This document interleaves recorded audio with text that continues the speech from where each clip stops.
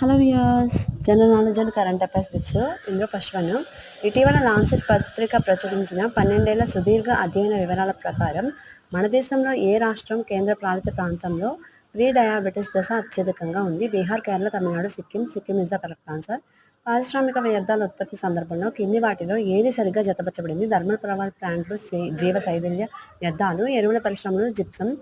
ఏ మాత్రమే, బి మాత్రమే, ఏ మరియు బి, ఏ కానీ లేదా బి కానీ కాదు. బి మాత్రమే ఇస్ ద కరెక్ట్ ఆన్సర్. ఎరువుల పరిశ్రమలు, జిప్సం.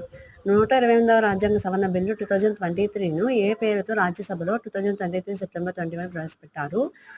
చట్టసభలో మహిళలకు 33% రిజర్వేషన్స్. నారీ శక్తి వందన్ అధినియం. మిగిలిన 3 రాంగ్ ఆన్సర్స్. నారీ శక్తి వందన్ అధినియం అనేది కరెక్ట్ ఆన్సర్.